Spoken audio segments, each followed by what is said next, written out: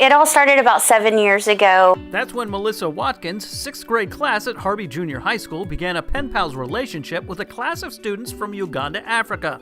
In 2012, that relationship turned into something more. Christmas Eve, I got a personal letter from the teacher, just wishing me Merry Christmas, Happy New Year, hoping that my holiday break was going well, and then also to tell me of some bad news that they had, that the one and only restroom for their school of 650 kids had collapsed in a flood from Lake Victoria. Her students at Harvey felt they could help.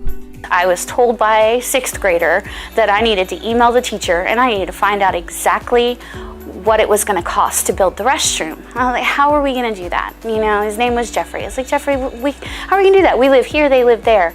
And he says, my dad's a contractor. He says, they can give you an itemized list of how much everything is going to cost and how much labor is going to cost. And that's what our goal needs to be.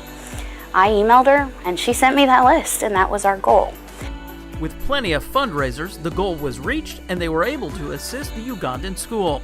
Last year, that school had their water well quit giving water, and Harvey students stepped up again to give a helping hand. It's overwhelming. It really is. I never, ever imagined when I started teaching 6th grade social studies and we were going to write letters to kids in other countries that this is what it was going to become. They're 11 and 12 and they just push and push and push me places that I don't necessarily want to go. I'm just trying to teach my class, and they want to make sure that it happens. And so I'm proud to say that I've done that for them, and I've helped instill this sense of empathy in an 11 and 12-year-old kid that normally doesn't have that kind of empathy. Now Melissa will be taking her first trip to Uganda during spring break 2019. She'll be bringing much-needed hygiene supplies, including hundreds of toothbrushes, many of them the first ones the Uganda students have ever had.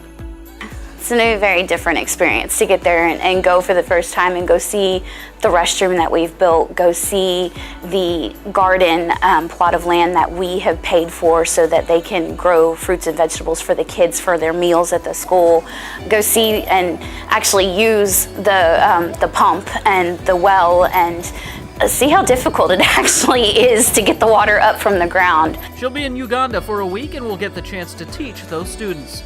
I want to teach them deep in the heart of Texas because I think that will be really cool and kind of easy for them. They only got to really remember one line. Melissa is going to share her spring break experience with her students, and as a 6th grade social studies department, they're going to use her trip as an intro to sub-Saharan Africa. We've written to a lot of countries, and Uganda has just been the one steadily every year. We know each other's school schedules now, and so when it's getting to mid-July, beginning of August, she'll email me and say, you know, once you find out how many kids you have, let me know and we'll get this set up and get the email started. And now that she's retired, the principal has taken over that job, and I think everybody's very eager to keep this going.